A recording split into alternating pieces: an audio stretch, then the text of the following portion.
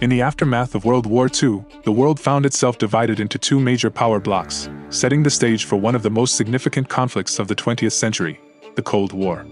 This ideological and geopolitical struggle between the United States and the Soviet Union spanned over 4 decades, from the late 1940s to the early 1990s. Although the Cold War never escalated into direct military confrontation between the two superpowers, it shaped global politics, influenced the lives of millions, and left a lasting impact on the world order. The origins of the Cold War can be traced back to the competing visions of the post-war world. The United States, led by President Harry S. Truman, championed democracy, free markets, and individual freedoms. On the other hand, the Soviet Union, under the leadership of Joseph Stalin, sought to expand communism and establish a sphere of influence in Eastern Europe and beyond.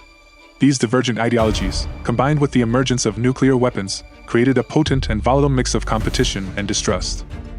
The first major confrontation of the Cold War occurred in 1948, when the Soviet Union blockaded West Berlin, attempting to starve the city into submission. In response, the United States and its allies initiated the Berlin Airlift, a massive operation to supply the city with vital resources. This successful endeavor showcased the resolve of the Western powers and solidified the division of Germany into East and West. The early 1950s witnessed a series of crises that heightened tensions between the superpowers. In 1950, the Korean War erupted when Communist North Korea invaded South Korea. The United States, along with a coalition of international forces, intervened to support South Korea, while the Soviet Union provided assistance to the North. Although the war ended in a stalemate, it further entrenched the division between the two Koreas and solidified the United States' commitment to containing communism. Throughout the 1950s and 1960s, the United States and the Soviet Union engaged in an arms race, each striving to develop and stockpile more powerful and destructive nuclear weapons. This race for supremacy reached its peak during the Cuban Missile Crisis in 1962 when the world teetered on the brink of nuclear war. The crisis was sparked by the Soviet Union's placement of nuclear missiles in Cuba, just a stone's throw away from the United States. After intense negotiations, a tense standoff was defused, and both sides realized the need for strategic arms control. While the Cold War had its moments of intense confrontation, such as the Cuban Missile Crisis, it also had periods of détente, where the superpowers sought to ease tensions and find common ground.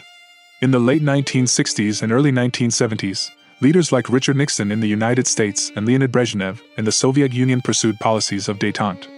Though it didn't last long, they did sign a Strategic Arms Limitation Treaty, SALT, and agreements on trade and cultural exchanges.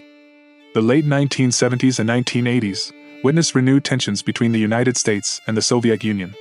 The Soviet invasion of Afghanistan in 1979 and the election of Ronald Reagan as U.S. President marked a return to a more confrontational approach. Reagan adopted a policy of aggressive anti-communism, labeling the Soviet Union an evil empire, and increasing military spending. The United States supported anti-Soviet forces like Mujahideen in Afghanistan and local militia in parts of Africa and Asia, leading to proxy wars. The turning point of the Cold War came in the 1980s with the rise of Mikhail Gorbachev as the General Secretary of the Soviet Union. Both as General Secretary and as President, Gorbachev supported democratic reforms.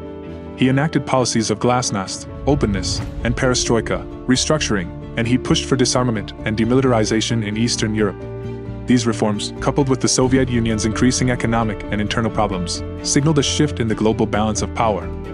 By the late 1980s, popular movements for democratic reforms and independence sprouted in Eastern Europe, challenging Soviet dominance. One by one, communist regimes in countries like Poland, Hungary, and Czechoslovakia crumbled, leading to the fall of the Berlin Wall in 1989, symbolizing the end of the division between East and West. The Soviet Union itself faced increasing internal pressures and, in 1991, disintegrated into 15 separate nations, marking the end of the Cold War.